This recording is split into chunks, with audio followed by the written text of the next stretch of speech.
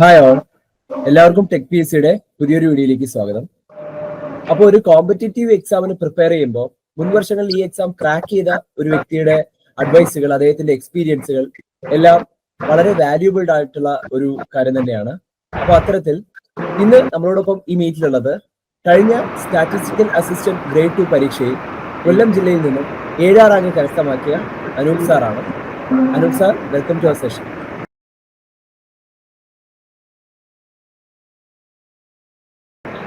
Thank you sir. അപ്പോ നമ്മുടെ വ്യൂവേഴ്സിനായിട്ട് സാറിനെ ഒന്ന് ഇൻട്രൊഡ്യൂസ് ചെയ്യാം. തീർച്ചയായിട്ടും. എൻ്റെ സ്ഥലം കൊല്ലം ജില്ലയിലെ പുനലൂരാണ്. പേര് അനൂപ് എന്നാണ് എൻ്റെ പേര്. പിന്നെ ഞാൻ എൻ്റെ ഒരു ലാസ്റ്റ് PSC അറ്റംപ്റ്റ് ആയിരുന്നു. എന്ന് വെച്ചാൽ ഞാൻ ഒരുപാട് PSC ഒന്നും അങ്ങനെ എഴുതിയിട്ടില്ല. 40ാമത്തെ വയസ്സിൽ ഞാൻ അവസാനം എന്താ പറയുന്നത്, ഇനി അങ്ങോട്ട് ഒരു 10-18-19 വർഷം ഒരു എഞ്ചിനീയറിംഗ് കോളേജിലൊക്കെ അധ്യാപകനായിട്ടൊക്കെ വർക്ക് ചെയ്ത് അവസാനം എനിക്ക് തോന്നി ഇത് ശരിയാവത്തില്ല എന്ന് തോന്നി. അങ്ങനെ ഒരു PSC ടെസ്റ്റ് ചേർക്കണമെന്ന് തോന്നി. ജോലിയൊക്കെ ഉപേക്ഷിച്ച് അങ്ങനെ ഒരു ഡു ഓർ ഡൈ എന്നുള്ള രീതിയിൽ എനിക്ക് എഴുതി കിട്ടിയേ പറ്റൂ എന്നുള്ള രീതിയിൽ പരീക്ഷ എഴുതി. ആ പരീക്ഷ എഴുതിയെടുക്കാൻ ഈശ്വരാനുഗ്രഹം കൊണ്ട് സാധിച്ച് അങ്ങനെ വന്ന ഒരാളാണ് ഞാൻ.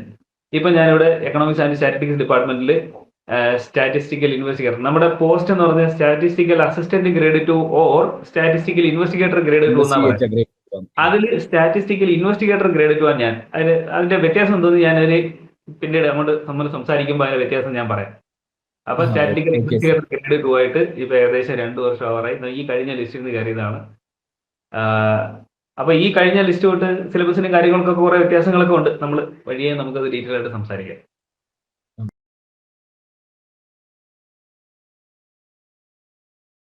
അപ്പോൾ സാർ, ഈ സ്റ്റാറ്റിസ്റ്റിക്കൽ അസിസ്റ്റന്റ് ഗ്രേഡ് 2 അല്ലെങ്കിൽ സ്റ്റാറ്റിസ്റ്റിക്കൽ ഇൻവെസ്റ്റിഗേറ്റർ ഗ്രേഡ് 2 ഈ ഒരു എക്സാമിലേക്ക് അപ്ലൈ ചെയ്തിട്ടുള്ള ഉദ്യോഗാർത്ഥികളുടെ മറ്റൊരു പ്രധാനപ്പെട്ട ഒരു ഡൗട്ട് ആയിരിക്കും, എന്താണ് ജോബ് റോൾസ്, എന്താണ് ഈ ഒരു പോസ്റ്റിലേക്ക് നമ്മൾ കയറുമ്പോൾ നമ്മൾ ചെയ്യേണ്ടതായിട്ടുള്ള റെസ്പോൺസിബിലിറ്റീസ് എന്താണ്? അങ്ങനെയുള്ള ഒരുപാട് കാര്യങ്ങളിൽ ഡൗട്ടുള്ള ഉദ്യോഗാർത്ഥികൾ ഉണ്ടാവാം. അപ്പോ അതിനെപ്പറ്റി ഒന്ന് വിശദീകരിക്കാമോ? പിന്നെ തീർച്ചയായിട്ടും. അതായത് ഞാനും ഈ പരീക്ഷ എഴുതി ജോലി കയറുന്നതും വരെ എനിക്ക് വലിയ ധാരണയൊന്നും ഇല്ലായിരുന്നു. ഞാൻ കരുതിയിരുന്നത് നമ്മൾ അവിടെ ചെന്നിരുന്നത് സ്റ്റാറ്റിസ്റ്റിക്സ് എന്തൊക്കെയോ മീൻ മീഡിയൻ മോഡ് അതൊക്കെ അങ്ങനെയൊക്കെ വെച്ചിട്ട് എന്തൊക്കെയോ വലിയ ഗവേഷണങ്ങൾ നടത്തുന്ന ഇതൊക്കെയായിരുന്നു എൻ്റെ ഒരു ധാരണ. പക്ഷെ ജോലിയിൽ ചെയ്യുന്നത് വെച്ച് നോക്കുമ്പോൾ അതിലൊക്കെ മേലെയുള്ള സംഭവങ്ങളാണ് നമ്മൾ ചെയ്യുന്നത്. നമ്മൾ ചുമ്മാ ഒരിടത്ത് കുത്തിയിരുന്ന് എന്തെങ്കിലും കണക്ക് കൂട്ടുകയോ ഒന്നും അല്ല ചെയ്യുന്നത്. നമ്മളുടെ ഒരു ജോലി എന്ന് പറഞ്ഞാൽ ഞാൻ പറഞ്ഞല്ലോ സ്റ്റാറ്റിസ്റ്റിക്കൽ, അത് നമ്മളൊന്ന് പറഞ്ഞ് ക്ലിയർ ചെയ്തിട്ട് നമുക്ക് ഈ ജോലിയുടെ ഇതിനകത്തോട്ട് വരാം. ഒന്നെന്ന് പറയുന്നത് സ്റ്റാറ്റിസ്റ്റിക്കൽ ഇൻവെസ്റ്റിഗേറ്റർ ഗ്രേഡ് 1 ഗ്രേഡ് 2 ഉണ്ട്, അല്ലെങ്കിൽ സ്റ്റാറ്റിസ്റ്റിക്കൽ അസിസ്റ്റന്റ് ഗ്രേഡ് 2 ഉണ്ട്. അപ്പൊ എന്ന് വെച്ചാൽ നമ്മൾ ഈ ടെസ്റ്റ് എഴുതി നമ്മൾ ജോലിയിൽ കയറുന്ന ആൾക്കാർ നമ്മുടെ ഡിപ്പാർട്ട്മെന്റിന്റെ സ്റ്റാറ്റിസ്റ്റിക്കൽ അസിസ്റ്റന്റ് അല്ലെങ്കിൽ സ്റ്റാറ്റിസ്റ്റിക്കൽ ഇൻവെസ്റ്റിഗേറ്റർ എന്ന് പറയുന്നത് പിന്നെ ഓഫീസിൽ ഇരുന്ന് ജോലി ചെയ്യുന്ന ഒരു വിഭാഗമുണ്ട്. അവരെയാണ് സ്റ്റാറ്റിസ്റ്റിക്കൽ അസിസ്റ്റന്റ് ഗ്രേഡ് 2 എന്ന് പറയുന്നത്. പക്ഷെ ഫീൽഡിൽ പോയി ജോലി ചെയ്യുന്ന കുറച്ച് ആൾക്കാരുണ്ട്, അവരെയാണ് സ്റ്റാറ്റിസ്റ്റിക്കൽ ഇൻവെസ്റ്റിഗേറ്റർ ഗ്രേഡ് 2 എന്ന് പറയുന്നത്. അപ്പൊ ഈ വ്യത്യാസം മനസ്സിലായി. അപ്പൊ സ്റ്റാറ്റിസ്റ്റിക്കൽ അസിസ്റ്റന്റ് ഗ്രേഡ് 2 എന്ന് പറഞ്ഞാൽ അത് ഓഫീസ് ജോലിയായിരിക്കും അവര് ഓഫീസിലുള്ള കാര്യങ്ങളും പിന്നെ ഇത് നമ്മുടെ ഡിപ്പാർട്ട്മെന്റ് ഞങ്ങൾ ചെയ്യുന്ന പോലുള്ള ജോലി ഓഫീസിൽ ഇരുന്ന് ചെയ്യുന്ന ജോലികൾ മാത്രമേ ഉള്ളൂ. അവർക്ക് ഫീൽഡിൽ പോകേണ്ട കാര്യമില്ല. അതെന്താ വ്യത്യാസം എന്ന് ഞാൻ പറയാം. നമ്മുടെ ഈ ജോലിയിൽ കയറുന്ന ആൾക്കാർ എക്കണോമിക്സ് ആൻഡ് സ്റ്റാറ്റിസ്റ്റിക്സ് ഡിപ്പാർട്ട്മെന്റിൽ മാത്രമല്ല ജോലി ചെയ്യുന്നത്. വേറെ 40-ൽ കൂടുതൽ 42ഓളം എൻ്റെ ഓർമ്മ ശരിയാണെങ്കിൽ ഏകദേശം 42ഓളം ലൈൻ ഡിപ്പാർട്ട്മെന്റ്സ് എന്ന് പറഞ്ഞാൽ മറ്റ് ഡിപ്പാർട്ട്മെന്റുകളിൽ ഫോറസ്റ്റ്, ഹെൽത്ത്, ഇവിടെ എഡ്യൂക്കേഷൻ ഡിപ്പാർട്ട്മെന്റ് എല്ലായിടത്തും സ്റ്റാറ്റിസ്റ്റിക്കൽ അസിസ്റ്റന്റ് ഉണ്ട്. അവരുടെ എല്ലാം ഇപ്പം ഒരു ഉദാഹരണം പറയുമ്പോൾ പഞ്ചായത്തിലുണ്ട് സ്റ്റാറ്റിസ്റ്റിക്കൽ അസിസ്റ്റന്റ് ഉണ്ട്, പഞ്ചായത്തിൽ മുനിസിപ്പാലിറ്റിയിലുണ്ട്. അവരുടെയൊക്കെ ജോലി എന്ന് പറഞ്ഞാൽ ബർത്ത് ആൻഡ് ഡെത്ത് കണക്കുകൾ എടുക്കുക, അങ്ങനെയൊക്കെയുള്ള കാര്യങ്ങളൊക്കെ ചെയ്യുന്നതിനുള്ള എല്ലാ സ്റ്റാറ്റിസ്റ്റിക്സ് ആണ്. ഡേറ്റയുടെ ഒരു പ്രൊവൈഡറാണ് നമ്മൾ. അപ്പം അങ്ങനെയുള്ള ഫോറസ്റ്റിൽ ചെല്ലുമ്പോൾ ഫോറസ്റ്റുമായിട്ട് ബന്ധപ്പെട്ട ഡേറ്റകളെല്ലാം കളക്ട് ചെയ്ത് സൂക്ഷിക്കുന്ന ഉത്തരവാദിത്തപ്പെട്ട ഒരാളാണ് സ്റ്റാറ്റിസ്റ്റിക്കൽ അസിസ്റ്റന്റ്, അവിടുത്തെ ആള്. അങ്ങനെ ഈ ഓഫീസുകളിൽ ജോലി ചെയ്യുന്ന ആളെ സ്റ്റാറ്റിസ്റ്റിക്കൽ അസിസ്റ്റന്റ് ഗ്രേഡ് 2 എന്ന് പറയുന്നത്. നേരെ മറിച്ച് എക്കണോമിക്സ് ആൻഡ് സ്റ്റാറ്റിസ്റ്റിക്സ് ഡിപ്പാർട്ട്മെന്റ് കീഴിൽ തന്നെ ഇൻവെസ്റ്റിഗേറ്റർ പോസ്റ്റ് എന്ന് വെച്ചാൽ അവർ ഫീൽഡിലായിരിക്കും. അവർക്ക് ആഴ്ചയിൽ ഒരു ദിവസം ഓഫീസിൽ ചെന്നാൽ മതി. ഒരു ദിവസമാണ് ഓഫീസ് ഡ്യൂട്ടി ഉള്ളത്, ബാക്കി എല്ലാ ദിവസവും നമ്മൾ ഫീൽഡിലായിരിക്കും. എന്താ ഫീൽഡിൽ പോയി ചെയ്യുന്നതെന്ന് ചോദിച്ചാൽ സ്റ്റാറ്റിസ്റ്റിക്കൽ ഇൻവെസ്റ്റിഗേറ്റർ ഗ്രേഡ് 2 എന്ന് പറയുന്നതിനകത്ത് പല പല സ്കീമുകളുണ്ട്. ഇപ്പൊ കേന്ദ്ര ഗവൺമെന്റിന്റെ സ്കീമാണ് EARAS, അതായത് establishment of an agency for reporting agricultural statistics. അപ്പൊ ഇതിന്റെ കീഴിലാണ് ഒരു 90% സ്റ്റാറ്റിസ്റ്റിക്കൽ ഇൻവെസ്റ്റിഗേറ്റർ ഗ്രേഡ് 2 ആയിട്ടുള്ള ആൾക്കാർ ജോലി ചെയ്യുന്നത്. ഗ്രേഡ് 2, ഗ്രേഡ് 1 ഒക്കെ ഉള്ള ജോലി ചെയ്യുന്നത്. പിന്നെ അല്ലാതെ കോസ്റ്റ് ഓഫ് കൾട്ടിവേഷൻ എന്ന് പറയുന്ന ഒരു സംഭവമുണ്ട്. അതിന്റെ കീഴിലും അതും സ്റ്റാറ്റിസ്റ്റിക്കൽ ഇൻവെസ്റ്റിഗേറ്റർ ഗ്രേഡ് 2, ഗ്രേഡ് 1 ആ പോസ്റ്റിൽ ഇങ്ങനെ ജോലി ചെയ്യുന്നവരുണ്ട്. അപ്പോൾ ഞാൻ ഒന്ന് പറഞ്ഞു, EARIS എന്ന് പറയുന്ന ഒരു സ്കീമുണ്ട്. പിന്നെ കോസ്റ്റ് ഓഫ് കൾട്ടിവേഷൻ ഉണ്ട്. പിന്നെ പ്രൈസ് ഉണ്ട്. പ്രൈസ് അതൊക്കെ എന്തോന്ന് ഞാൻ പറയാം. അതുപോലെ കുറേ സ്കീമുകളുണ്ട്. ഈ EARIS എന്ന് പറയുന്നത് ഒരു കേന്ദ്ര ഗവൺമെന്റ് സ്പോൺസേഡ് സ്കീമാണ്. അതിന്റെ ഫണ്ടും കാര്യങ്ങളൊക്കെ കേന്ദ്ര ഗവൺമെന്റ് നിന്നാണ് വരുന്നത്. നമ്മുടെ സാലറി ഒക്കെ അതിൽ നിന്നാണ് വരുന്നത്. ഓക്കെ, അത് സംസ്ഥാന ഗവൺമെന്റിന്റെയും കോൺട്രിബ്യൂഷൻ അതിനകത്തുണ്ട്. അപ്പം ഇത്തരം ജോലികൾ ചെയ്യുന്ന ആൾക്കാരാണ് ഫീൽഡിൽ പോകുന്നത്. അപ്പൊ ഫീൽഡിൽ പോയിട്ട് എന്താ ചെയ്യുന്നത്? ആ EARIS എന്ന് പറയുന്നതിന്റെ കാര്യം ഞാൻ പറയാം. അതിനകത്ത് തന്നെ ആ ഹെഡിങ്ങിൽ തന്നെ ഉണ്ട്, establishment of an agency for reporting agricultural statistics. അതിനകത്തുണ്ട് അഗ്രികൾച്ചറൽ സ്റ്റാറ്റിസ്റ്റിക്സ് റിപ്പോർട്ട് ചെയ്യുക. എന്തിനാ അത് റിപ്പോർട്ട് ചെയ്യുന്നത്? നമ്മുടെ രാവിലെ ഓരോ വർഷവും നമ്മുടെ കേരളത്തിലോട്ട് നമ്മൾ നെല്ലും മറ്റ് അവശ്യ സാധനങ്ങളും മറ്റ് സംസ്ഥാനങ്ങളിൽ നിന്നെല്ലാം നമ്മൾ വാങ്ങിക്കും, പൈസ കൊടുത്ത് വാങ്ങിക്കും. അപ്പൊ എത്രത്തോളം വാങ്ങിക്കണം, ഇവിടെ ഇപ്പൊ എത്ര ഉണ്ട് എന്നറിഞ്ഞാലല്ലേ എത്രത്തോളം വാങ്ങിക്കണമെന്ന് തീരുമാനിക്കാൻ പറ്റത്തുള്ളൂ. ഇവിടെ വാങ്ങിക്കുന്നത് കുറഞ്ഞു പോയി കഴിഞ്ഞാൽ ഇവിടെ അരിയുടെ ക്ഷാമം നേരിടും. വാങ്ങിക്കുന്നത് കൂടി പോയി കഴിഞ്ഞാൽ അരി ഇവിടെ ഇരുന്ന് നാശമായി പോകും. അപ്പം ഏകദേശം കൃത്യമായ ഒരു കണക്ക് സ്റ്റാറ്റിസ്റ്റിക്സ് ആണ്. അപ്പൊ ഒരു കൃത്യമായ കണക്ക് നമുക്ക് ഇവിടെ പറയാൻ പറ്റത്തില്ല. ഏകദേശം ഇത്രയും വേണം, അങ്ങനെ സർക്കാരിന് തീരുമാനിക്കണം. അതിന് EARIS, ഈ സ്റ്റാറ്റിസ്റ്റിക്സ് നമുക്ക് ആവശ്യം. ഇവിടെ എന്തൊക്കെ ഉണ്ടെന്ന് അറിഞ്ഞാലല്ലേ ബാക്കി സാധനങ്ങൾ നമുക്ക് പുറത്തുനിന്നെടുക്കേണ്ടി ആവശ്യമുള്ളൂ. അപ്പൊ അതിന്റെ ഒരു പ്രധാന ഉറവിടം ഇതാണ്. 2,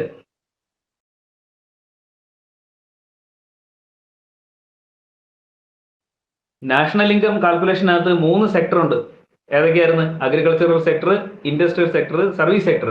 ഈ അഗ്രികൾച്ചറൽ സെക്ടറിന്റെ ഔട്ട്പുട്ട് പണപരമായിട്ട് കാൽക്കുലേറ്റ് ചെയ്താലല്ലേ നമുക്ക് അതിന്റെ ഒരു വാല്യൂ എത്ര ഉണ്ടെന്ന് കണ്ടുപിടിച്ചിട്ട് വേണം നാഷണൽ ഇൻകത്തിനകത്ത് ചേർക്കാൻ. അത് കാൽക്കുലേറ്റ് ചെയ്യണമെങ്കിൽ നമ്മുടെ രാജ്യത്ത് എന്തൊക്കെ ഉണ്ടെന്ന് അറിയണ്ടേ? അപ്പം നമുക്കിപ്പോ ഒരു പഞ്ചായത്ത് ഉണ്ടെന്നുണ്ടെങ്കിൽ ആ പഞ്ചായത്തിൽ അഗ്രികൾച്ചറൽ പ്രോഡക്ട്സ് ആയിട്ട് എന്തൊക്കെ വരുന്നുണ്ട്? സപ്പോസ് ഒരാളുടെ പുരയിടത്തിൽ ഒരു മരച്ചീനി അയാൾ കൃഷി ചെയ്യുന്നുണ്ടെങ്കിൽ പോലും അത് രാജ്യത്തിന്റെ സമ്പത്തല്ലേ, രാജ്യത്തിന്റെ ഉൽപ്പന്നമല്ലേ. അയാളത് വേറെ ആർക്കും കൊടുക്കുന്നില്ല, അയാളെ സ്വയം ഭക്ഷിക്കുക. എങ്കിലും അയാളത് ഭക്ഷിച്ചല്ലോ, നമ്മുടെ ഭാരതത്തിലുള്ള ഒരു ജനതയിലുള്ള ഒരാൾ അത് ഭക്ഷിച്ചല്ലോ. അപ്പൊ അത് രാജ്യത്തിന്റെ പ്രോഡക്റ്റാണ്. ഒരു മുളക് ചെടി അവിടെ ഉണ്ട്, അതിനകത്തുള്ള മുളക് അയാൾ പറിച്ച് തിന്ന്. അപ്പൊ അത് നമ്മൾ കൺസ്യൂം ചെയ്തില്ലേ, കൺസ്യൂം ചെയ്യുന്ന എല്ലാ രാജ്യത്തിന്റെ പ്രോഡക്റ്റ് ആണ്. അതിനെല്ലാം പണപരമായ ഒരു വിലയുണ്ട്. ഒരു വെറുതെ കാട് പിടിച്ചു കിടക്കുന്ന സ്ഥലത്ത് അത് പച്ചിലവളമായിട്ട് മാറും ഒരു സമയത്ത്. അല്ലെങ്കിൽ പശുക്കൾ തിന്നും, പുല്ല് കിളിച്ചുന്ന പശുക്കൾ തിന്നും. ഇതിനെല്ലാം ഒരു വാല്യൂ ഉണ്ട്. പശു ഒരു നേരം പശു തിന്ന് അതിന്റെ വിശപ്പ് അടക്കിയിട്ടുണ്ടെങ്കിൽ തീർച്ചയായിട്ടും കാശ് കൊടുത്ത് മേടിക്കാതെ അയാൾ ആ പശു തിന്ന് അതിനൊരു വാല്യൂ ഉണ്ട്, ഒരു മണി വാല്യൂ ഉണ്ട്. അപ്പൊ ഇത് കാൽക്കുലേറ്റ് ചെയ്തിട്ട് എവിടെ ഉപയോഗിക്കും? നാഷണൽ ഇൻകം കാൽക്കുലേഷനകത്തും സ്റ്റേറ്റ് ഇൻകം കാൽക്കുലേഷനകത്തും ഈ സാധനം നമ്മൾ ഉപയോഗിക്കും. പിന്നെ നമ്മുടെ ഡിപ്പാർട്ട്മെന്റ് ചെയ്യുന്ന മറ്റൊരു ജോലിയാണ്, രാവിലെ റേഡിയോക്കകത്ത് എല്ലാവരും കേട്ടിട്ടുണ്ടാവും, ഈ കമ്പോള നിലവാരം എന്ന് പറയുന്നത്. എല്ലാ ദിവസവും രാവിലെ റേഡിയോയിൽ ഒരു കമ്പോള നിലവാര ബുള്ളറ്റിൻ എന്ന് പറഞ്ഞൊരു സംഭവം വരും.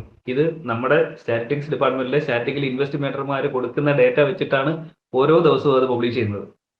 പിന്നെ നമ്മൾ പ്രധാനപ്പെട്ട ജോലികളിൽ ഒന്നാണ് ഈ ഓരോ ദിവസവും കൂലി. അതായത് എന്താ പറയുന്നത്, കമ്പോളത്തിലെ ചന്തയിലൊക്കെ അല്ലെങ്കിൽ ലോഡിംഗ് തൊഴിലാളികളുടെ അല്ലെങ്കിൽ കൂലി വേലക്കാരുടെ കൂലി ഓരോ ദിവസവും നിശ്ചയിക്കപ്പെടുന്നത് നമ്മൾ കൊടുക്കുന്ന റിപ്പോർട്ടിന്റെയും സാധനങ്ങളുടെ വിലയും കമ്പോളത്തിലുള്ള ഒരു അവസ്ഥയും വെച്ചിട്ട് ഓരോ ദിവസവും തീരുമാനിക്കപ്പെടുന്നത്. പിന്നെ നമ്മുടെ മാർക്കറ്റിൽ ഒരു ദിവസം ഉള്ളിക്ക് ഇപ്പം 50 രൂപയാണെങ്കിൽ പിറ്റേ ദിവസം 51 രൂപ ആയാൽ സർക്കാർ അറിയണ്ടേ ഇത് 51 രൂപ ആയിട്ടുണ്ടെന്ന്? മാർക്കറ്റാണ് ഇത് തീരുമാനിക്കുന്നത്. അല്ലാതെ സർക്കാർ തീരുമാനിച്ചിട്ട് മാർക്കറ്റിൽ ഇന്ന് പോലെ 51 രൂപയ്ക്ക് വിറ്റോന്ന് പറയുകയല്ല ചെയ്യുന്നത്. മാർക്കറ്റിലാണ് വില കൂടുകയും കുറയുകയും ചെയ്യുന്നത്. ഇത് കൃത്യമായിട്ട് സർക്കാരിന് റിപ്പോർട്ട് വേണം. അപ്പൊ ഇത് ചെയ്യുന്ന ആൾക്കാരെ ഞാൻ നേരത്തെ പറഞ്ഞ EARIS, കോസ്റ്റ്, അടുത്തത് ഞാൻ പറഞ്ഞു പ്രൈസ്. അപ്പൊ പ്രൈസ് ചെയ്യുന്നത് നമ്മുടെ ഇൻവെസ്റ്റിഗേറ്റർമാരാണ്. അവർ ഫീൽഡിൽ പോയി ഇതുപോലെ നമ്മൾ റാൻഡം ആയിട്ട് സെലക്ടഡ് ആയിട്ടുള്ള കടകളും ഹോൾസെയിൽ മാർക്കറ്റുകളും എല്ലാം ഉണ്ട്. അവിടെ പോയി ആഴ്ചയിൽ എടുക്കുന്ന പ്രൈസ് ഉണ്ട്, ദിവസവും എടുക്കുന്ന പ്രൈസ് ഉണ്ട്. അങ്ങനെ അത് ചെയ്യുന്ന ആൾക്കാരും ഉണ്ട്. ഇവരെല്ലാം ഈ ഏതെങ്കിലും ഒരു കാറ്റഗറിയിലായിരിക്കും നമ്മൾക്ക് സ്റ്റാറ്റിസ്റ്റിക്കൽ ഇൻവെസ്റ്റിഗേറ്റർ ആയിട്ട് ജോലി കിട്ടുന്ന ഒരാൾ ജോലി ചെയ്യാനായിട്ട് പോകുന്നത്. കൂടുതൽ ആൾക്കാരും പോകുന്നത് EARIS എന്ന് പറയുന്നത് ഇതിനകത്തോട്ടായിരിക്കും.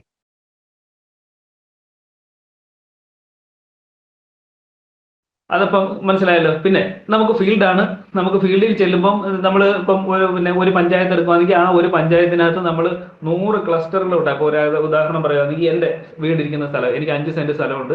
അതിന്റെ സർവേ നമ്പർ 510/2 ആണെങ്കിൽ ആ 510/2 കീ നടുക്കുള്ള കീ ആയിട്ട് വെച്ചുകൊണ്ട് അതിന് ചുറ്റുമുള്ള ഒരു 10 ഏക്കർ സ്ഥലം നമ്മൾ ഇൻവെസ്റ്റ് ചെയ്യും. അവിടെ നമ്മൾ ചിലപ്പോൾ ചെല്ലുമ്പോൾ ആ കർഷകരെ കാണത്തോ ഒന്നുമില്ല, നമ്മൾ അതുവഴി പോയി. അതുകൊണ്ടാണ് നമ്മുടെ വീടിന്റെ അടുത്തൊന്നും ഇന്ന് ഇങ്ങനെ ഒരു സ്റ്റാറ്റിസ്റ്റിക്കൽ ഇൻവെസ്റ്റിഗേറ്റർ വന്നിട്ടുണ്ടോ ഇല്ലയോ നമുക്ക് അറിഞ്ഞുകൂടാത്തതിന്റെ കാരണം നമ്മൾ ആരും അവരെ കാണുന്നില്ല, ശ്രദ്ധിക്കുന്നില്ല. അവർ അതുവഴിയെല്ലാം വന്നിട്ടുണ്ടാവും. ഞങ്ങളിപ്പോൾ പോകുന്നതാ, നമ്മൾ പോകുന്നിടത്ത് എല്ലായിടത്തും എല്ലാ വീട്ടിലും കയറി ചോദിക്കത്തൊന്നുമില്ല. നമ്മളൊരു സ്ഥലത്ത് ചെല്ലുന്നു, ആ സ്ഥലത്ത് എന്തൊക്കെയാ ഉണ്ടെന്ന് കണ്ട് മനസ്സിലാക്കി നമുക്ക് അതിനകത്ത് റിപ്പോർട്ട് ചെയ്ത് അതിന് പ്രത്യേകം ബുക്കുകളും ഫോർമാറ്റുകളും ഒക്കെ ഉണ്ട്, നമ്മൾ അതിനകത്ത് റിപ്പോർട്ട് ചെയ്ത് വിടും. ഫീൽഡാണ് നമ്മുടെ ജോലി പ്രധാനമായിട്ടും. ഓക്കെ ഓക്കെ, അപ്പൊ വളരെ ഡീറ്റെയിൽഡ് ആയിട്ടുള്ള ഒരു ഡിസ്ക്രിപ്ഷൻ തന്നെയാണ് സാർ തന്നത്. അപ്പോൾ സാർ ഒരു ഡിസ്ക്രിപ്റ്റീവ് എക്സാമിനെ നമ്മൾ പ്രിപ്പയർ ചെയ്ത പോലെയല്ല, തീർച്ചയായിട്ടും ഒരു കോമ്പറ്റേറ്റീവ് എക്സാമിന് പ്രിപ്പയർ ചെയ്യുമ്പോൾ അപ്പോൾ ഇതിനൊരു പാസ് മാർക്ക് ഉണ്ടാവില്ല. അപ്പോൾ നമ്പർ ഓഫ് എത്ര പേരാണ് അതിൽ അറ്റൻഡ് ചെയ്യുന്നത്, അങ്ങനെയുള്ള കാര്യങ്ങൾ ഒരുപാട് ഫാക്ടേഴ്സ് നമ്മൾ ശ്രദ്ധിക്കണം. അതിനെ ബേസ് ചെയ്തിട്ടായിരിക്കും നമ്മുടെ വിജയം അത് നമുക്ക് പറയാൻ പറ്റുക, അല്ലാതെ ഒരിക്കലും ഒരു പ്രെഡിക്റ്റബിൾ അല്ല. അപ്പോൾ സാധാരണ എക്സാമിനെ അപ്രോച്ച് ചെയ്യുന്ന രീതിയിൽ നമുക്ക് ഒരിക്കലും ഈ ഒരു കോമ്പറ്റേറ്റീവ് എക്സാമിനെ തീർച്ചയായിട്ടും അപ്രോച്ച് ചെയ്യാനും പറ്റുകയില്ല. അപ്പോൾ സാർ എങ്ങനെയാണ് ഈ ഒരു എക്സാമിനെ അപ്രോച്ച് ചെയ്യുന്നത്, സാറിന്റെ സ്ട്രാറ്റജീസ് എന്തൊക്കെയായിരുന്നു എന്നൊന്ന് പറയാം. ഓക്കെ, അപ്പം 2013 ഒരു എക്സാം ഉണ്ടായിരുന്നു.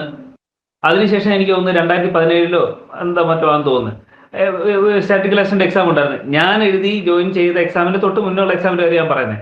അതിനകത്തൊക്കെ ഉള്ള സിലബസും പ്രീവിയസ് ക്വസ്റ്റ്യൻ പേപ്പറും ഒക്കെ എടുത്ത് നോക്കിക്കഴിഞ്ഞാൽ ഞാൻ എഴുതി എക്സാമിൽ കയറി കഴിഞ്ഞ എക്സാമിന് പ്രിപ്പയർ ചെയ്യാനായിട്ട് അന്വേഷിച്ച് ഞാൻ ജോയിൻ ചെയ്ത് അങ്ങനെ നടക്കുന്ന സമയത്ത് എങ്ങനെ പ്രിപ്പയർ ചെയ്യണമെന്നൊന്നും എനിക്ക് അറിഞ്ഞുകൂടായിരുന്നു. അപ്പൊ എന്തോ വേണമെന്ന് അന്വേഷിച്ച് ഞാൻ ചെന്നപ്പോൾ നമ്മുടെ ഇപ്പോഴത്തെ അറിയാമല്ലോ PSC ടെസ്റ്റിന്റെ ഒക്കെ പുസ്തകങ്ങളൊക്കെ എടുത്തു കഴിഞ്ഞാൽ ഇത്രയും കാലമുള്ള വലിയ വലിയ പുസ്തകങ്ങൾ നമ്മൾ കണ്ടു തന്നെ പേടിച്ച് മയങ്ങി വീഴും. അങ്ങനെ ഒരു സന്ദർഭത്തിൽ ഞാൻ ഇങ്ങനെ ഈ സ്റ്റാറ്റിസ്റ്റിക്കൽ അസിസ്റ്റന്റ് പുസ്തകം ഉണ്ടോ വെച്ചപ്പോൾ 2 ദിവസം കഴിയുമ്പോൾ വരും എന്ന് പറഞ്ഞു ഞാൻ ചെന്ന് കണ്ടപ്പോൾ ഉണ്ടല്ലോ, ഞാൻ അതിശയിച്ചു പോയൊരു സംഭവം. അതാ ഞാൻ പറയുന്നത്. ഇതാണ് ആ പുസ്തകം, നോക്ക്, ഇത്രയേ ഉള്ളു സ്റ്റാറ്റിസ്റ്റിക്കൽ അസിസ്റ്റന്റ് ഒരു ഗൈഡാ, ഇത്രയേ ഉള്ളു സാധനം. അപ്പൊ ഞാൻ വിചാരിച്ചു ഇതെന്തുവാ സംഭവം, ഇത് ഇത്രയും പഠിച്ചാൽ മതിയായിരുന്നു. ഞാൻ എഴുതിയ പരീക്ഷയ്ക്ക് മുമ്പ് വരെയുള്ള എക്സാമ്പിൾക്ക് ഇത്രയും പഠിച്ചെഴുതിയാൽ 100% ജോലി കിട്ടുമായിരുന്നു. കാരണം അതിനകത്ത് സ്റ്റാറ്റിസ്റ്റിക്സും ഇച്ചിരി മാത്സും ഒക്കെ അറിയാവുന്ന ഒരാൾക്ക് നിസ്സാരമായിട്ട് അത് എഴുതിയെടുക്കാം. പ്രീവിയസ് ക്വസ്റ്റ്യൻ പേപ്പർ നിങ്ങൾ ഒരു 3-4 വർഷത്തെ എടുത്ത് നോക്കിയാൽ വ്യത്യാസം ഒക്കെ മനസ്സിലാവും. പക്ഷേ ഞങ്ങൾ പഠിച്ച പരീക്ഷ ആയപ്പോഴത്തേക്കിന് അതിനകത്ത് എക്കണോമിക്സ് ഒരു പേപ്പറായി, കൊമേഴ്സ് ഒരു പേപ്പറായി, സ്റ്റാറ്റിസ്റ്റിക്സ് ഒരു പേപ്പറായി, മാത്സ് ഒരു പേപ്പറായി, GK ഒരു പേപ്പറായി. ഇതിന് എല്ലാത്തിനും പ്രാധാന്യം വേണം. ഇത് അന്ന് 5ഉം സപ്പോസ് ഇപ്പൊ 20 മാർക്ക് വെച്ചാ 20 മാർക്കിനകത്ത് നമുക്ക് ഈ GK അങ്ങ് കളഞ്ഞെന്ന് വിചാരിക്കും, ബാക്കി 80 മാർക്കുണ്ടല്ലോ. ഈ 80 മാർക്കും നമ്മൾ മേടിക്കാൻ വേണ്ടിയിട്ട് ഉത്സാഹിച്ച് പഠിച്ചാൽ മാത്രമേ നമുക്ക് ഈ ജോലി കയറാൻ പറ്റത്തുള്ളൂ, ഷുവറാ. കാരണം ഞാൻ ചെയ്തത് അങ്ങനെ, എൻ്റെ ഒരു അനുഭവം ഞാൻ ഈ പറയുന്നത്.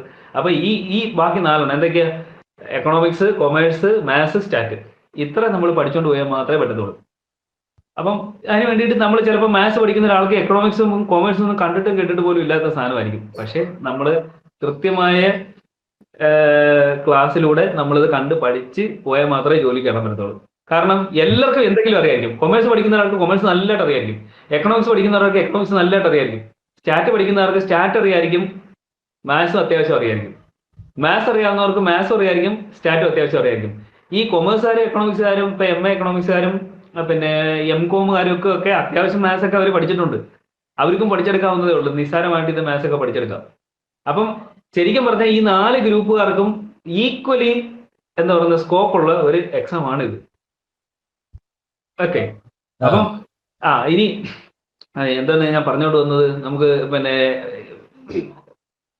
പ്രിപ്പയർ ചെയ്യുന്നതിന്റെ കാര്യമില്ലേ.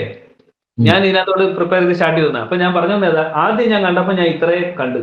അപ്പൊ ഇതെന്ന് പറഞ്ഞ് കൊള്ളാമല്ലോ, ഇത് നല്ലൊരു ബുക്കാണ് കേട്ടോ. ഇതിനകത്ത് സ്റ്റാറ്റിസ്റ്റിക്സുമായിട്ട് ബന്ധപ്പെട്ടുള്ള നമ്മുടെ ഈ പരീക്ഷയ്ക്ക് ആവശ്യമുള്ള അത്യാവശ്യം എല്ലാ കാര്യങ്ങളുടെയും ഷോർട്ടായിട്ട് ഫോർമുലേസും കാര്യങ്ങളും എല്ലാം ഇതിനകത്ത് വൃത്തിയായിട്ട് രേഖപ്പെടുത്തിയിട്ട് കുറേ ചോദ്യങ്ങളും ആൻസർ ചെയ്ത് വെച്ചിട്ടുണ്ട്. ഇത് നമുക്ക് ചെറിയൊരു ഗൈഡായിട്ട്, നമുക്ക് സ്റ്റാറ്റിന്റെ ഒരു ഗൈഡായിട്ട് യൂസ് ചെയ്യാം.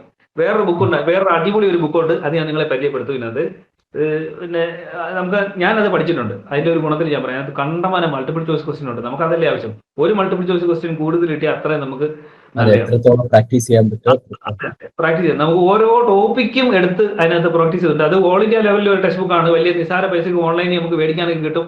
അത് ഒരാളെങ്കിലും മേടിച്ച് പ്രാക്ടീസ് ചെയ്താൽ, ഒരു ഗ്രൂപ്പായിട്ട് പഠിക്കുന്നവരാണെങ്കിൽ അതിൽ ഒരാളെങ്കിലും മേടിച്ചിട്ട് ഷെയർ ചെയ്താലും മതി. അല്ലെങ്കിൽ പിന്നെ നിസ്സാരമായിട്ട് മേടിക്കാൻ പറ്റുന്ന കാശുള്ളൂ. 250, 300 രൂപ, 500 രൂപ താഴെയുള്ളതിന്റെ വില.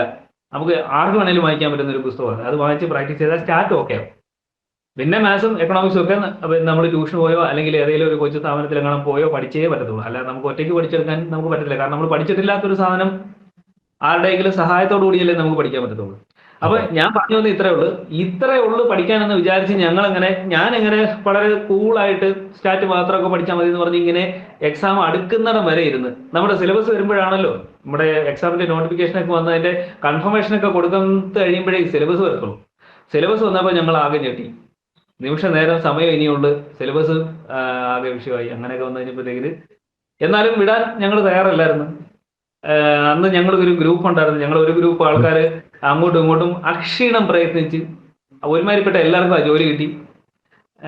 എല്ലാവരും ഇപ്പം അത്യാവശ്യം ഞങ്ങളുടെ ഡിപ്പാർട്ട്മെന്റിലുണ്ട്. ഇതിന് ശേഷം ഈ എക്സാമിന് വേണ്ടിയിട്ട് മാത്സും സ്റ്റാറ്റും ഒക്കെ പഠിച്ച ആൾക്കാർ കുറച്ചുകൂടെ പഠനം കണ്ടിന്യൂ ചെയ്തപ്പോഴത്തേക്കിനും അവർക്ക് രണ്ടാമതൊന്ന് HSI കിട്ടിപ്പോയവരുണ്ട്. അപ്പൊ എങ്ങനെയായാലും ആ ഒരു ഗ്രൂപ്പിലുള്ള ഞങ്ങളുടെ ഒരു ഗ്രൂപ്പിലുണ്ടായിരുന്ന ഒരുമാതിരിപ്പെട്ട ആൾക്കാരെല്ലാം ഇന്ന് സർക്കാർ സർവീസിലാണ്. എല്ലാവരും കയറി. കഴിഞ്ഞ ഒരു 2 വർഷം കൊണ്ട് എല്ലാവരും കയറി. അപ്പം ഇനി എങ്ങനെ പഠിക്കണം ഞാൻ വിശദമായിട്ട് പറയാം. പക്ഷേ ഞാൻ ഇതിനകത്തോട് വന്നതിന്റെ ഒരു കാര്യം പറഞ്ഞല്ലോ, ഞാൻ ഒരു പ്രൈവറ്റ് കോളേജിലൊക്കെ വർക്ക് ചെയ്തുകൊണ്ടിരിക്കുമായിരുന്നു. അപ്പൊ അവിടുത്തെ ഒരു സിറ്റുവേഷൻ മോശമായപ്പോൾ എനിക്കൊരു ഗവൺമെന്റ് ജോലി വേണമെന്ന് ശക്തമായി ആഗ്രഹിച്ചു. എന്ന് വെച്ചാൽ ഇനി ഒന്നുകിൽ ജീവിക്കാല്ലേ മരിക്കുക, അല്ലേ, ഡൂ ഓർ ഡൈ. ഇനി എനിക്ക് 40ഓളം വയസ്സായി വരുന്നു, 39 വയസ്സൊക്കെ ആവുന്നു. ആ സമയത്ത് ഇനി എനിക്കൊരു എക്സാം ഇത് എഴുതി എടുത്തില്ലെങ്കിൽ ഇനി വേറെ ഓപ്ഷൻ ഇല്ലാന്ന് എനിക്ക് തോന്നിയ സമയത്ത് ഇനി എനിക്ക് മേളിൽ കീഴ് നോക്കാനില്ലല്ലോ. അപ്പൊ പിന്നെ ഞാൻ കണ്ണും പൂട്ടി ഒരു പഠിത്തം പഠിച്ചു. ഇനി നമുക്ക് മുമ്പിൽ വേറെ ഒരു ഓപ്ഷൻ ഇല്ല. അപ്പൊ പിന്നെ നമ്മൾ എന്ത് ചെയ്യും, അല്ലേ? അങ്ങനെ പോയി. പിന്നെ എന്റെ പ്രായം എനിക്കൊരു വലിയൊരു വിലങ്ങുതടിയായിരുന്നു. കാരണം എന്ന് വെച്ചാൽ നമുക്കൊരു 20 വയസ്സോ 25 വയസ്സോ 30 വയസ്സോ ഉള്ള ഒരാളുടെ എഫക്റ്റ് അല്ല 40 വയസ്സുള്ള ഒരാള്. 25 വയസ്സുള്ള ഒരാൾ പഠിക്കുന്നതിന്റെ 4 ഇരട്ടി സമയം മെനക്കെട്ടാൽ മാത്രമേ 40 വയസ്സുള്ള ഒരാൾക്ക് പഠിച്ചെടുക്കാൻ പറ്റത്തുള്ളൂ. കാരണം അയാളുടെ ശാരീരികമായിട്ടുള്ള ബുദ്ധിമുട്ടുകളും ഓർമ്മശക്തിയും ഇരുന്ന് എഴുതി പഠിക്കാനൊക്കെ ഉള്ള ബുദ്ധിമുട്ടുകളും എല്ലാം മാറിയില്ലേ. വയസ്സായി 40 വയസ്സൊക്കെ ആകുമ്പോൾ പറഞ്ഞാൽ ഒരു അല്ലേ. അപ്പം ഒരുപാട് സ്ട്രഗിൾ ചെയ്തിട്ടാണ് ഞാൻ ഇതെനിക്ക് എഴുതിയെടുക്കാൻ പറ്റിയത്.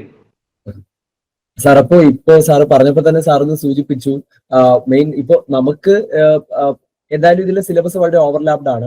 അപ്പോൾ ഈ ഒരു എക്സാമിന് അപ്ലൈ ചെയ്യുന്ന കുറച്ച് സ്ട്രീമുകൾ, അതായത് മാത്തമാറ്റിക്സ് അല്ലെങ്കിൽ സ്റ്റാറ്റ് മേജർ ആയിട്ടുള്ളവര്, കൊമേഴ്സ് വിത്ത് മാത്തമാറ്റിക്സ് ഉള്ള ഒക്കെ അപ്ലൈ ചെയ്യാം. അപ്പൊ ആർക്കെങ്കിലും എന്തെങ്കിലുമൊക്കെ അറിയായിരിക്കും സാറ് പറഞ്ഞു. അല്ലാത്ത ടോപ്പിക്സ് നമ്മൾ എവിടെയെങ്കിലും ഒരു കോച്ചിങ് സെന്ററിൽ അല്ലെങ്കിൽ ഒരാളുടെ ഗൈഡൻസോട് കൂടെ തന്നെ പഠിക്കണം എന്ന് പറഞ്ഞിട്ടുണ്ട്. അപ്പോൾ അതെ. അപ്പൊ സെൽഫ് പ്രിപ്പയർ ചെയ്യുന്ന ഒരുപാട് പേര് തീർച്ചയായിട്ടും ഉണ്ടായിരിക്കും. ഏതൊരു എക്സാം ആയാലും സെൽഫ് പ്രിപ്പയർ ചെയ്യുന്ന ഒരുപാട് പേരുണ്ടായിരിക്കും. അപ്പോ അതിനെപ്പറ്റി സാറിന് എന്താണ്, അതായത് ഈ ഒരു നമ്മളൊരു കോമ്പറ്റേറ്റീവ് എക്സാമിനെ അപ്രോച്ച് ചെയ്യുമ്പോൾ കോച്ചിങ് സെന്റേഴ്സിന്റെ അല്ലെങ്കിൽ ഗൈഡൻസിന്റെ പ്രാധാന്യം എന്താണ്? അതിനെന്തെങ്കിലും ഇമ്പോർട്ടൻസ് ഉണ്ടോ? എന്താണ് സാറിന്റെ അഭിപ്രായം അതിനെപ്പറ്റി എന്തായിരിക്കും? എന്റെ അഭിപ്രായം, നമ്മൾ ഈ ഒരു എക്സാമിന് കോച്ചിങ്ങിന് പോയി തന്നെ പഠിക്കണം. കാരണം ഇപ്പം എനിക്ക് ജോലി കിട്ടിയേ വെക്കുന്നുള്ള ഒരാള് ഉറപ്പായിട്ടും ഏതെങ്കിലും ഒരു ക്ലാസ്സിന് എവിടെയെങ്കിലും അത്യാവശ്യം കൊള്ളാവുന്ന നല്ലൊരു ഇൻസ്റ്റിറ്റ്യൂട്ടിന്റെ ക്ലാസ്സിൽ പോകണം. അത് ഇന്നതെന്ന് പറയാനില്ല. അത്യാവശ്യം നന്നായിട്ട് പോകുന്നവർ കണ്ടെത്തി അവിടെ പോകുക എന്നുള്ളത്. അതിന്റെ കാര്യം എന്താണെന്ന് വെച്ച് കഴിഞ്ഞാൽ ഒരുപാട് പേര് ക്ലാസ്സിന് പോകുന്നുണ്ട്. നമ്മളിപ്പം ഒരു ജോലി കിട്ടാനായിട്ട് എല്ലാവരുടെയും ഒപ്പം എത്തിയിട്ട് കാര്യമില്ല. അയാളെക്കാളും ഒരു പടി മുന്നിലെത്തിയാൽ മാത്രമേ നമുക്ക് ജോലി കിട്ടും. ഇനി ഒരു സത്യം ഞാൻ പറയാം, പിന്നെ കുറെ വർഷങ്ങളായിട്ട് ബൾക്കായിട്ട് സ്റ്റാറ്റിക്കൽ അസിസ്റ്റന്റ് പോസ്റ്റിൽ ആളെ എടുക്കാതിരുന്ന് പരീക്ഷ നടത്തി. അങ്ങനെ 24 വേക്കൻസി ഞങ്ങൾ റാങ്ക് ലിസ്റ്റ് വരുന്നതിന് മുമ്പേ ഞങ്ങളുടെ പരീക്ഷയ്ക്ക് 24 വേക്കൻസി കൊല്ലം ജില്ലയിൽ ഉണ്ടായിരുന്നു. അങ്ങനെ ഫസ്റ്റില് 24 പേരെ ഒരുമിച്ച് അപ്പോയിന്റ് ചെയ്തതാണ്. അത്ര വേക്കൻസി ചിലപ്പം നിങ്ങൾ ഇനി വരുന്ന ആൾക്കാർ പരീക്ഷ എഴുതുമ്പോഴത്തേക്കിന് അത്രയും വേക്കൻസി ചിലപ്പം ഒരുമിച്ച് ഉണ്ടാവാൻ സാധ്യതയില്ല, അല്ലേ? ഇനിയിപ്പോ ചിലപ്പോൾ ഇങ്ങനെ 3 വർഷമൊക്കെ ആകുമ്പോഴത്തേക്കിന് അത്യാവശ്യം 10, 30 അല്ലെങ്കിൽ 50 പേരെയൊക്കെ ചിലപ്പം ജോലിയിൽ കയറിയേക്കാം. എനിക്ക് അതിനെപ്പറ്റി കൃത്യമായിട്ടൊന്നും അറിയാൻ വയ്യ. എങ്കിലും ഞാൻ പറയാം, ഒറ്റയടിക്ക് ഇതുപോലൊരു ബൾക്കായിട്ട് നമുക്ക് കയറാൻ ചിലപ്പോൾ പറ്റി തരത്തില്ല. അപ്പം ഏറ്റവും നന്നായിട്ട് പഠിക്കുന്ന ആൾക്കാർ ആദ്യം ജോലി കിട്ടിപ്പോകും. അങ്ങനെ വേണമെങ്കിൽ നമ്മൾ ഒറ്റയ്ക്ക് പഠിച്ചാൽ ശരിയാവുമോ? ഇനി അത്രയും ബ്രില്യൻ്റ് ആയിട്ട് ഒരാളാണെങ്കിൽ ചിലപ്പോൾ സാധിക്കുമായിരിക്കും. പക്ഷേ എല്ലാവരും എന്നെ പോലെ ചിന്തിക്കുന്ന എൻ്റെ ഒരു മാനസികാവസ്ഥ അല്ലെങ്കിൽ നമ്മുടെ ഒരു ബുദ്ധിമുട്ടുകളും പിന്നെ ഞാൻ മാത്സാണ് പഠിച്ചത്. അപ്പോൾ എനിക്ക് മാത്സും അറിയാം, സ്റ്റാറ്റിസ്റ്റിക്സും ഞാൻ വിചാരിച്ചാൽ ഒറ്റയ്ക്ക് ഇരുന്നാലും ഞാൻ പഠിച്ചെടുക്കും. പക്ഷേ കൊമേഴ്സിന് ഞാൻ ഇവിടെ പോകും, എക്കണോമിക്സ് ഞാൻ എങ്ങനെ പഠിക്കും? അപ്പൊ അതിന് നമ്മൾ ഈ മേഖലയിൽ പഠിപ്പിച്ച എക്സ്പീരിയൻസ് ഉള്ള PSC പഠിപ്പിച്ച് എക്സ്പീരിയൻസ് ഉള്ള ഒരാളുടെ ശിഷ്യസും നമ്മൾ സ്വീകരിക്കണം. സ്വീകരിച്ചാൽ നമ്മുടെ പിന്നെ ഇല്ല പറയുന്നത് എന്താ പറയുക, ഭയങ്കരമായ ഒരു ജോലിയെ അവർ ചിലപ്പം സിമ്പിൾ ആക്കി നമ്മുടെ കയ്യിലോട്ട് തരും. നമുക്ക് അത്രയും ആശ്വാസമാവും. ഇപ്പൊ ഒരു മല ചുമക്കുന്ന പോലൊരു സാധനം നമുക്കൊരു നെല്ലിക്ക എടുത്തോണ്ട് പോകുന്ന പോലെ നമുക്ക് പോയി പുഷ്പം പോലെ നമുക്ക് ആ എക്സാം ക്ലിയർ ചെയ്യാൻ പറ്റും അല്ലേ? നമ്മൾ എത്ര കഷ്ടം, ചിലപ്പോൾ പറ്റത്തില്ല എന്നല്ല, കൊമേഴ്സ് ചിലപ്പോൾ നമ്മൾ വായിച്ച് പഠിച്ചാൽ മനസ്സിലാക്കാവുന്ന സാധനം ഉള്ളായിരിക്കും. കാരണം എല്ലാവരും നല്ല വിദ്യാഭ്യാസം ഉള്ളവരല്ലേ. അപ്പം കൊമേഴ്സ് ആയാലും ഒരു സൈഡിൽ നിന്ന് ഇരുന്ന് വായിച്ച് അങ്ങനെ ബേസ് മുതലേ വായിച്ച് പിന്നെ ഉണ്ടാക്കി നമ്മുടെ അറിവുണ്ടാക്കി എടുക്കുന്നതിനേക്കാൾ എത്രയോ 10 ഇരട്ടി 100 ഇരട്ടി എളുപ്പം പിന്നെ സിമ്പിൾ ആയിട്ട് ഒരാൾ നമുക്ക് പറഞ്ഞു തരാൻ പറ്റും, അറിയാവുന്ന ഒരാളല്ലേ. അപ്പം എന്റെ ഒരു അഭിപ്രായത്തിൽ ഈ ജോലി കിട്ടണമെന്ന് ആഗ്രഹിക്കുന്ന ഒരാൾ, അതായത് എനിക്കിത് കിട്ടിയേ ഒക്കൂ, വേറെ നിവൃത്തിയില്ല എന്ന് ആഗ്രഹിക്കുന്ന ഒരാളുണ്ടെങ്കിൽ ഒരാളുടെ അല്ലെങ്കിൽ ഒരു സ്ഥാപനത്തിന്റെ ഗൈഡൻസ് തീർച്ചയായിട്ടും സ്വീകരിക്കണമെന്നാണ് എന്റെ അഭിപ്രായം. സാർ അതുപോലെ സാറ് പറഞ്ഞു സിലബസ് ഭയങ്കര ബൾക്കിയാണ്. സിലബസ് ഇപ്പൊ നമുക്ക് ക്ലിയർ ആയിട്ടുള്ള ഒരു ഐഡിയ കിട്ടിയിട്ടില്ല. ഇനി കംപ്ലീറ്റ് ആയിട്ടുള്ള നോട്ടിഫിക്കേഷൻ വരുമ്പോഴേ അതിനെ പറ്റി നല്ലൊരു ഐഡിയ കിട്ടുള്ളൂ. ടെന്റേറ്റീവ് സിലബസ് നമ്മൾ നോക്കുമ്പോഴത്തേക്ക് അത് കുറച്ച് അത്യാവശ്യം ബൾക്കിയാണ്. കുറെ ഭാഗങ്ങൾ ഇങ്ങനെ ഓവർലാപ്പ് ചെയ്ത് വന്നിട്ടുണ്ട്. അതുപോലെ തന്നെ സാറ് പറഞ്ഞു ചില ഗൈഡുകളൊക്കെ നോക്കുമ്പോഴത്തേക്ക് ഭയങ്കര ബൾക്കി ആയിട്ടുള്ള ഗൈഡുകളൊക്കെ കാണുമ്പോഴേ നമ്മൾ ഭയപ്പെട്ടു പോകും എന്നും സാറ് പറഞ്ഞിട്ടുണ്ടായിരുന്നു. അപ്പോൾ എങ്ങനെ നമുക്ക് ഈ ഒരു പ്രിപ്പറേഷൻ ഇപ്പോൾ നോട്ട് മേക്കിംഗ് അല്ലെങ്കിൽ മൈൻഡ് മാപ്പിംഗ് പോലുള്ള ചെറിയ ചെറിയ ടെക്നിക്സ് ഒക്കെ ഉപയോഗിച്ച് ഒരു പക്ഷേ ഇതെല്ലാം നമുക്ക് കുറച്ചുകൂടി നമ്മുടെ പ്രിപ്പറേഷൻ കുറച്ചുകൂടി ഈസി ചെയ്യാം എന്ന് തോന്നിയിട്ടുണ്ട്. അപ്പോ അതിനെപ്പറ്റി നോട്ട് മേക്കിംഗ് അങ്ങനെയുള്ള ചെറിയ ടെക്നിക്സിനെ പറ്റി സാറിന്റെ അഭിപ്രായം എന്തായാലും? ശരി, അപ്പൊ ഞാൻ ചെയ്തത് കാര്യം ഞാനങ്ങ് പറയാം. അതായത് ഇതിന് കൃത്യമായി ഞാൻ പറഞ്ഞല്ലേ, ഇതിനപ്പുറം പുതിയൊരു പുസ്തകം ഇതുവരെ ഇറങ്ങിയിട്ടില്ല. എന്റെ ഒരു അറിവിൽ ഇതുവരെ സ്റ്റാറ്റിസ്റ്റിക്കൽ അസിസ്റ്റന്റും വേറൊരു സ്റ്റാറ്റിസ്റ്റിക്കൽ അസിസ്റ്റന്റ് എന്ന് പറഞ്ഞുകൊണ്ട് ഒരു പുസ്തകം ഇതുവരെ ഇറങ്ങിയതായിട്ട് എനിക്ക് അറിവില്ല. ഇത് നിങ്ങൾക്ക് വാങ്ങിച്ചു വെക്കാം. ഈ പുസ്തകം ഫോക്കസ് അക്കാഡമിയുടെ ഈ ഒരു പുസ്തകം നമുക്ക് വാങ്ങിച്ചു വെക്കാവുന്നതേ ഉള്ളൂ, നല്ല പുസ്തകം. പക്ഷേ ബാക്കി സബ്ജക്റ്റ് ഒക്കെ നമുക്ക് എവിടെ പോകും? അപ്പൊ നമ്മൾ ഇതുപോലെ ക്ലാസ്സുകൾ കാണുക. ഞാൻ ചെയ്തത് ഞാൻ പറയാം. ഇപ്പൊ മാത്സും സ്റ്റാറ്റും ഒക്കെ ആണെങ്കിൽ നമ്മുടെ ക്ലാസ് കേട്ട് നമുക്ക് നോട്ട് എഴുതി ചെയ്ത് പഠിച്ച് പ്രോബ്ലം മാക്സിമം ചെയ്ത് മൾട്ടിപ്പിൾ ചോയ്സ് ക്വസ്റ്റ്യനും ഡെയിലി ഒരു 5 ക്വസ്റ്റ്യൻ വെച്ചെങ്കിലും എക്സാം അറ്റൻഡ് ചെയ്ത് തന്നെ പോകണം തുടക്കത്തില്. അങ്ങനെ കുറച്ചാൾ കഴിയുമ്പോൾ ഇനി എക്കണോമിക്സും കൊമേഴ്സും പഠിക്കാത്ത ഒരാളാണെങ്കിൽ അയാൾ എന്തോ ചെയ്യേണ്ടത്? ഞാൻ ചെയ്തെന്ന് പറഞ്ഞാൽ ഈ 4 സബ്ജക്ട് GK ഞാൻ വലുതായിട്ട് നോക്കിയില്ല. അത്യാവശ്യം നമ്മൾ മറ്റേ PSC ഒക്കെ പഠിച്ചു വെച്ചേക്കുന്നതൊക്കെ കുറെയൊക്കെ നോക്കിക്കൊണ്ട് പോയെന്നല്ലാതെ കൂടുതൽ ഒരു പ്രാധാന്യം ഞാൻ GK കൊടുത്തില്ല. പക്ഷെ എല്ലാവരും അങ്ങനെ ചെയ്യണമെന്നല്ല ഞാൻ പറയുന്നത്. ഞാൻ ചെയ്തത് കൊണ്ട് ഞാൻ പറയുമോ, ചിലപ്പോൾ എന്നെക്കാളും കുറച്ചുകൂടെ GK ഒക്കെ പഠിച്ച ഒരാളായിരിക്കും 1ാം റാങ്ക് കിട്ടിപ്പോയത്. അയാൾക്ക് ആ GK മാർക്കും കൂടെ കിട്ടി കാണാം. അപ്പൊ ഞാൻ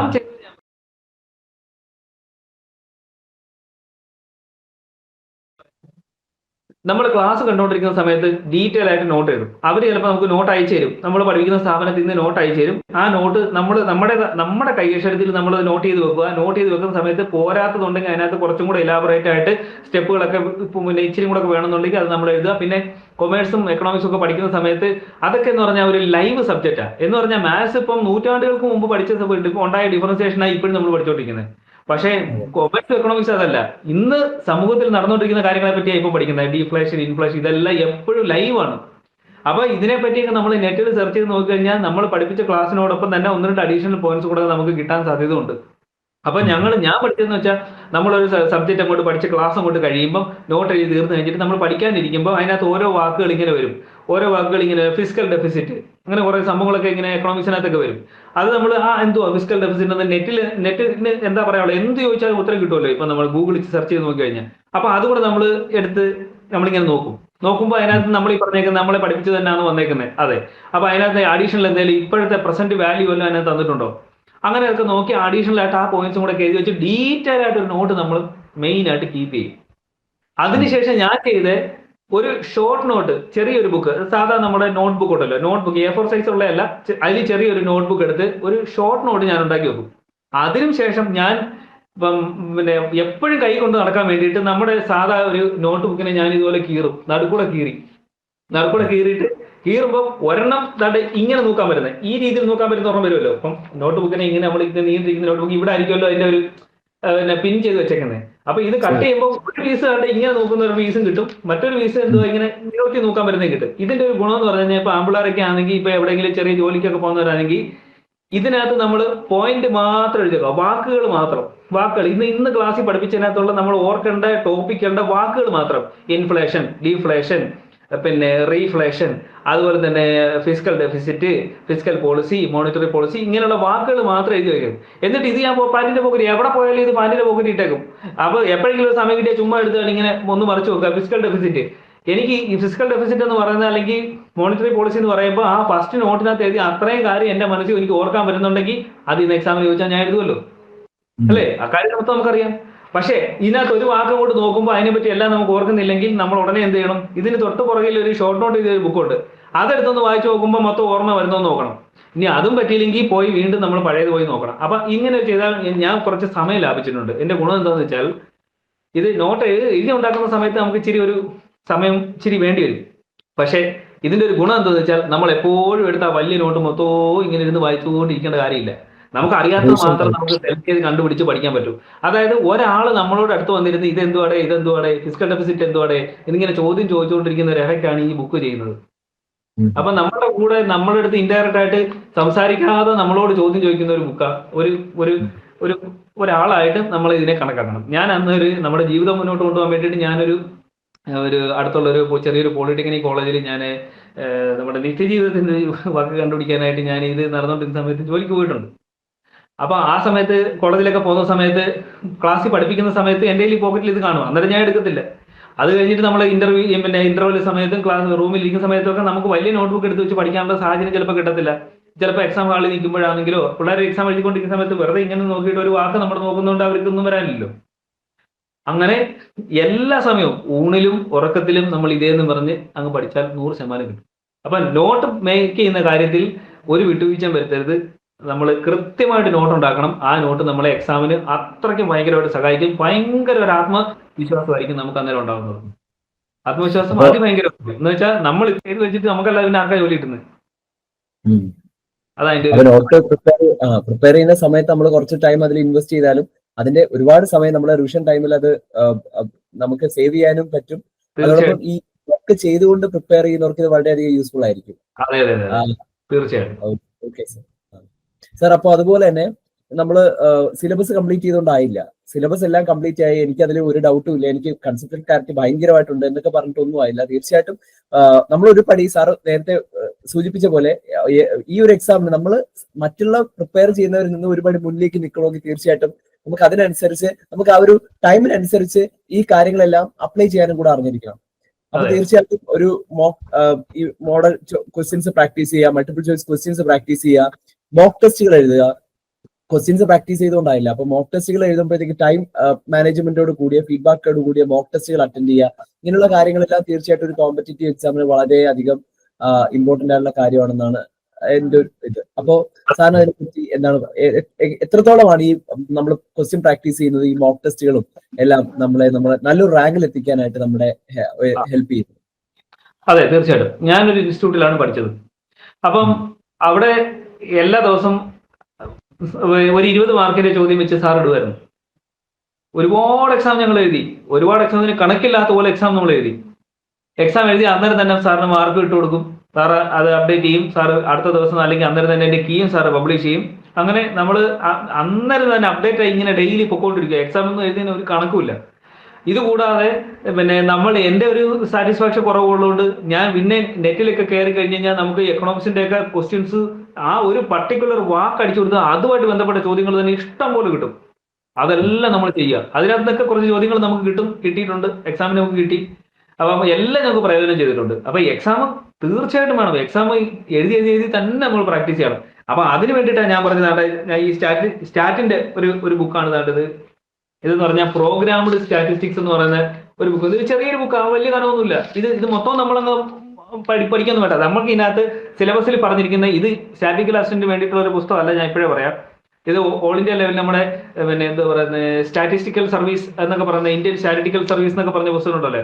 അപ്പൊ അതിനൊക്കെ വേണ്ടിയിട്ടൊക്കെ ഉള്ള സ്റ്റാറ്റിസ്റ്റിക്സിന്റെ പുസ്തകമാണ്. ഇതിനകത്ത് എല്ലാ ടോപ്പിക്കും ഉണ്ട്, പക്ഷെ ഒരുപാട് ടോപ്പിക് ഇതിനകത്തുണ്ട്. നമുക്ക് ആവശ്യമുള്ളത് മാത്രം നമ്മൾ എടുക്കുക.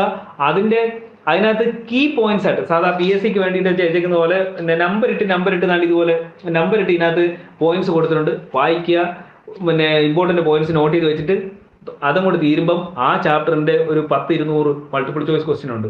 സമയബന്ധിതമായിട്ട് നമ്മൾ ചെയ്യുക.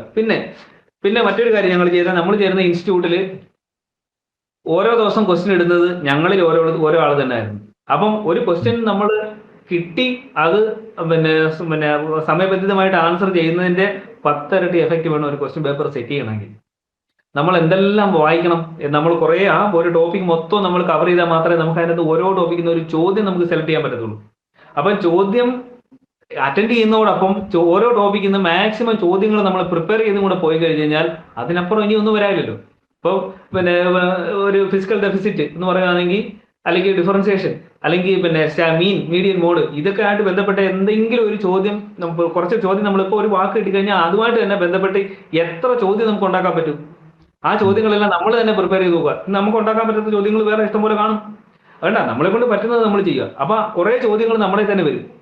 അപ്പോൾ ഞാൻ നോക്കിയത്, ഒരു ടോപ്പിക്ക് നമ്മുടെ കയ്യിലോട്ട് കിട്ടിക്കഴിയുമ്പോൾ അതിനകത്ത് നിന്ന് നമുക്ക് എത്ര ചോദ്യങ്ങൾ ഉണ്ടാക്കാൻ പറ്റും, അതിനകത്ത് നമുക്ക് എത്ര ചോദ്യം ഉണ്ടാക്കാൻ പറ്റും, എങ്ങനെ അങ്ങോട്ടും ഇങ്ങോട്ടും മറിച്ചും തിരിച്ചും ഒക്കെ ഇട്ട് പല രീതിയിൽ കൺഫ്യൂസിംഗ് ആയിട്ടൊക്കെ നമ്മൾ ചിന്തിക്കണം. അങ്ങനെ കുറെ അങ്ങനെ ചെയ്ത് കഴിയുമ്പോഴത്തേക്കുണ്ടല്ലോ, ഒരു പിന്നെ ടോപ്പിക് ഇങ്ങനെ സാറിനോട് പഠിപ്പിച്ചുകൊണ്ടിരിക്കുമ്പോൾ തന്നെ ഇതിനകത്ത് ഇങ്ങനെ ചോദ്യം വരാം, ഇതിനകത്ത് ഇങ്ങനെ ചോദ്യം വരാം എന്ന് നമ്മുടെ മനസ്സിൽ ഇങ്ങനെ വന്നുകൊണ്ടേയിരിക്കും. അപ്പൊ നമ്മൾ കുറച്ച് ആ ഒരു ഇതിലോട്ട് നമ്മുടെ ഒരു മെന്റാലിറ്റി മാറി കഴിയുമ്പോഴത്തേക്കും, അപ്പം ചോദ്യങ്ങൾ നമുക്ക് എന്തായാലും മൾട്ടിപ്പിൾ ചോയ്സ് ക്വസ്റ്റ്യൻസ് ആണ് ഈ എക്സാമിൽ വരാൻ പോകുന്നത്. സ്വാഭാവികമായിട്ടും മാക്സിമം ആ പറഞ്ഞിരിക്കുന്ന ടോപ്പിക്കിനകത്ത് നിന്ന് മാക്സിമം ചോദ്യങ്ങൾ നമ്മൾ ചെയ്യുക, സമയബന്ധിതമായിട്ട് ചെയ്യുക. ഒരുപാട് സമയം എടുക്കുന്നത് കളയുക. കാരണം കഴിഞ്ഞ പ്രാവശ്യം 54, 55, 56 മാർക്ക് പോട്ടെ, 60 താഴെ 55 മാർക്ക് കണ്ട് അതിൽ താഴെ ആ ഫസ്റ്റ് റാങ്ക് കിട്ടിയ ആളും കിട്ടിയോളൂ. നമ്മളെത്തില്ല 100 മാർക്ക് പഠിക്കാൻ ശ്രമിക്കുന്നത്. നമുക്ക് ഒരു 10 മാർക്ക് നമുക്ക് പോട്ടെ. അപ്പം ഒരുപാട് തെറ്റൊന്നുള്ളത് ഉറപ്പുള്ളത് നമ്മൾ എഴുതാതിരിക്കുക.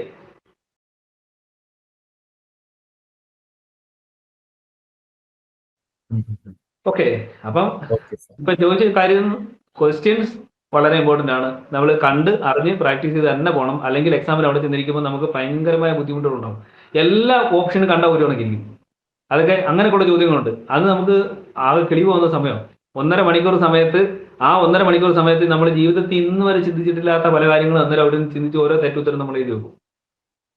അത് ഒഴിവാക്കാൻ അപ്പൊ ഒരേ സമയം നമ്മളൊരു കാൻഡിഡേറ്റ് ആയിട്ടും അതേസമയം ഒരു ക്വസ്റ്റ്യൻ പേപ്പർ സെറ്റ് ചെയ്യുന്ന ആളായിട്ടും കൂടെ തിങ്ക് ചെയ്യുകയാണെങ്കിൽ കുറച്ചുകൂടെ നമുക്ക് ഒരു കുറച്ചുകൂടെ ബെറ്റർ ആയിരിക്കും അല്ലേ? അറിയാം, തീർച്ചയായിട്ടും. എന്റെ അനുഭവമാണ്, എന്റെ അനുഭവം. Okay sir. സാർ, അപ്പൊ ഇത്രയും നേരം നമ്മൾ ഡിസ്കസ് ചെയ്തത് മുൻ വർഷങ്ങളിലെ എക്സാമിന്റെ കാര്യങ്ങളും സാറിന്റെ സ്ട്രാറ്റജിയും എല്ലാമാണ്. അപ്പോ ഇനി ഈ ഒരു വർഷത്തെ അല്ലെങ്കിൽ ഇനി വരാൻ പോകുന്ന ഈ ഒരു എക്സാം അപ്രോച്ച് ചെയ്യാൻ പോകുന്ന ആപ്ലിക്കൻസിനോട് സാറിന് എന്ത് അഡ്വൈസ് ആയിരിക്കും കൊടുക്കാനുള്ളത്? അതെ, അതായത് ഈ എക്സാമിന് ശേഷം, അതായത് ഞാൻ പറഞ്ഞല്ലോ സിലബസ് അടിക്കടി മാറിക്കൊണ്ടിരിക്കുക. അപ്പം 2017 വരെയുള്ള പരീക്ഷയുടെ സിലബസ് നമ്മൾ നോക്കിക്കഴിഞ്ഞു കഴിഞ്ഞാൽ അത്യാവശ്യം സിമ്പിൾ ആയിരുന്നു. പിന്നെ അത്യാവശ്യം പഠിച്ച് വലിയ ബുദ്ധിമുട്ടൊന്നും ഇല്ലാതെ കുറച്ച് മെനക്കെട്ടാൻ നമുക്ക് പരീക്ഷ എഴുതിയെടുക്കാൻ പറ്റുമായിരുന്നു.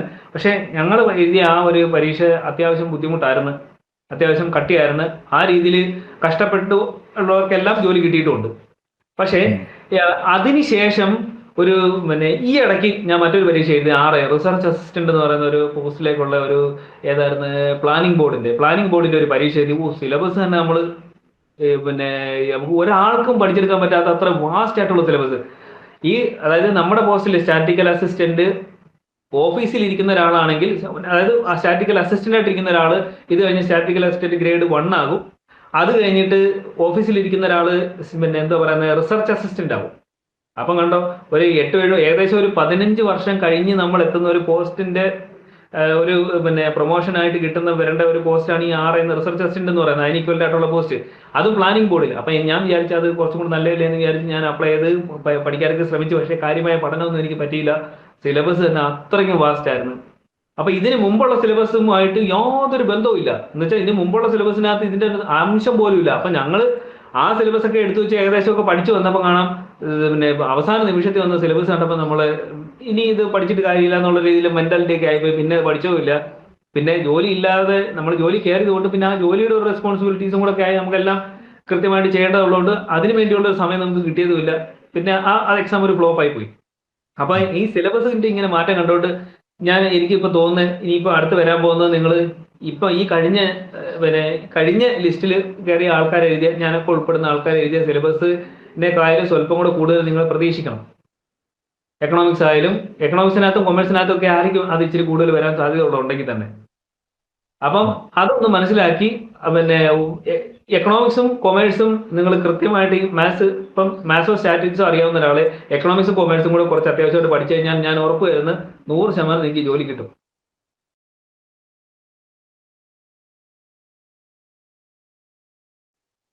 അപ്പൊ നമ്മൾ അത് പിന്നെ കൃത്യമായിട്ട് നമുക്ക് നേർവഴിക്ക് കൊണ്ടുപോകാൻ പറ്റുന്ന ഒരു സ്ഥാപനത്തിൽ നമ്മൾ ജോയിൻ ചെയ്യുക. ഒരു നാണക്കേട് വിചാരിക്കരുത്, ജോയിൻ ചെയ്യണം.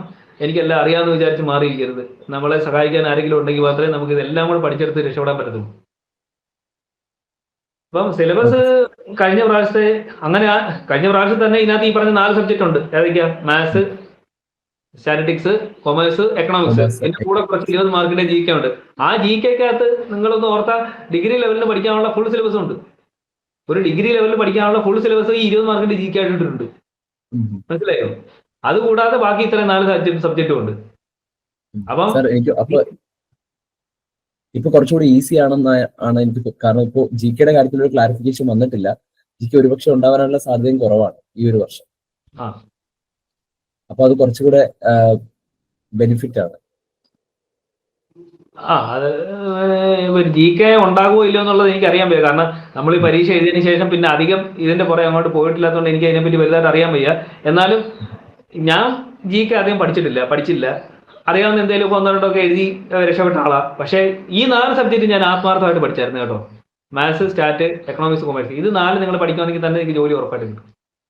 Okay sir, thank you. അപ്പോ thank you so much sir. ഒരു ക്വസ്റ്റ്യൻ ചോദിക്കുമ്പോഴത്തേക്ക് ഇനി അതിൽ മറ്റൊരു സംശയം വരാൻ ലൂപ്പ് ഹോൾ ഇല്ലാത്ത രീതിയിൽ അത്രയും പ്രിസൈസ് ആയിട്ടുള്ള ആൻസേഴ്സ് ആണ് സാർ തന്നത്. So thank you so much sir. അപ്പോ ഈ ഒരു പരീക്ഷയ്ക്ക് പ്രിപ്പയർ ചെയ്യുന്ന എല്ലാവർക്കും ടെക് PSCയുടെ കൂടെ വിജയാശംസകൾ നേരുന്നു. Thank you sir. Thank you so much.